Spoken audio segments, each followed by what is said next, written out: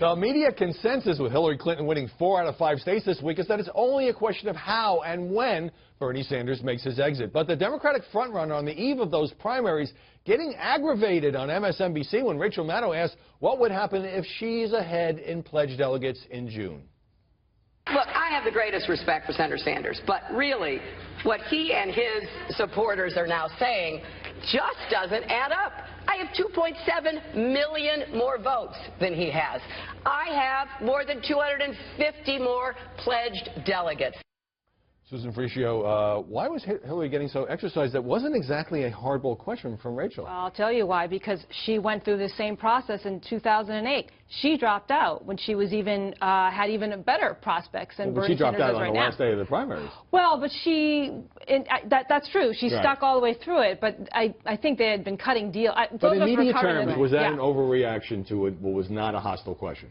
I think she's defensive about it, and she's defensive about it because the problem she has is that Bernie Sanders still has a lot of momentum. He may not be winning delegates. And money. He's getting money. His fundraising is dropping off, but he just raised $20 million in April. But Joe, so the media focus now is what does Bernie want? Why doesn't he quit? Why doesn't he tone it down? Who appointed the press to deliver this message and nudge him out? Well, he can go, and he, as you point out, with money, he can go all the way to the convention. I understand the press doesn't. So why talk about the pundits who are now saying, "Oh, we just think this is too much," and he really needs to behave.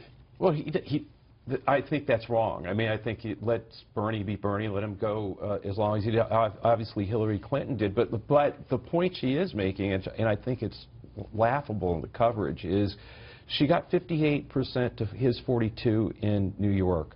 We all called it a wipeout. If you go back from Iowa through all the primaries, she's beaten him 58-42. So that frustration that's going on with her on that with Maddow is, hey, it's not close, guys. Why do you keep doing it? It was New York. New York's the center of the universe. It's more important than any other primary to the media. All right, so Donald Trump, taking a lot of heat over this woman's card issue. He phoned into the Today Show and talked to Savannah Guthrie. Let's take a look at that. But, Mr. Trump, I mean, for you to say that if she were not a woman, she would be getting 5%, suggests the only thing she has going for her is that she's a woman, not that she was a former senator or a former secretary of state and a lawyer. Do you understand why some people find that to be kind of a demeaning comment? No, I find it to be a true comment. I think the only thing she's got going is the fact that she's a woman. Amy Holmes, other anchors challenged Trump about this comment as well. Does it seem to you the press is kind of siding with the view that it was sexist of him to say that? It seems like it. I mean, there were two parts to his statement, which was that Hillary Clinton is playing the woman's card. And then there was a second part, which I actually agree is a bit on the sexist side. I don't think that's the only thing that she has going for her. Yeah. That 5% happened. I think that went too far. What about the first part? But the first part, I think that Donald Trump is being unfairly attacked because Hillary Clinton has been playing the woman's card. She's been playing explicitly, and she even embraced it just this week when she said, if I'm playing the women's card, deal me in.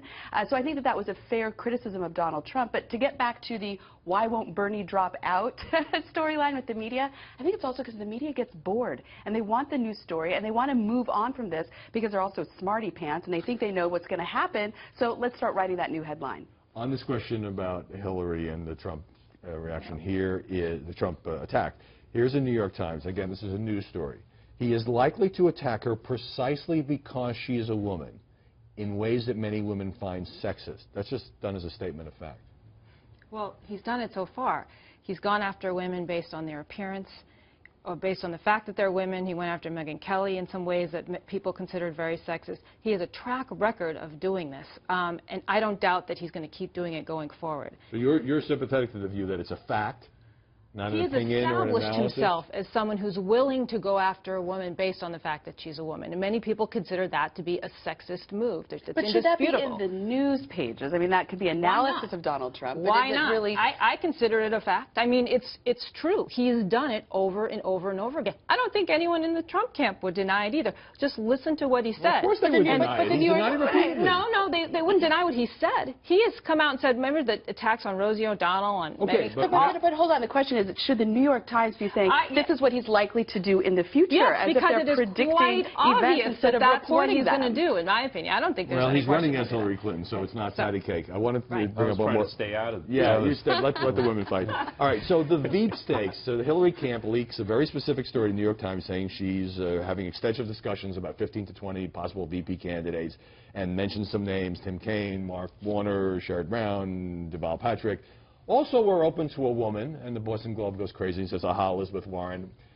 You've been through this kind of thing. Is the press being used here? Not that they're not considering VPs, but they want these stories out to show that what? Of course, the press is being used here. I mean, you put this out, you float names. Some of it's trial balloons, and you do point out that there's a lot of precedent for picking someone of the same gender, and everybody sort of chuckles at that, and it makes the case that. And even if she has no plan to pick Elizabeth Warren, it helps with the Wilbur of the party that she's at least considering her, and it makes her look like the virtual nominee. Yeah, it's about being the virtual nominee, and it is about. I mean, there does have to be some. I think that we are looking at progressives, and not necessarily just Elizabeth Warren, but to get that out there, that there's room, and that we're looking for how to expand. All right, you said the press is being used. Case closed.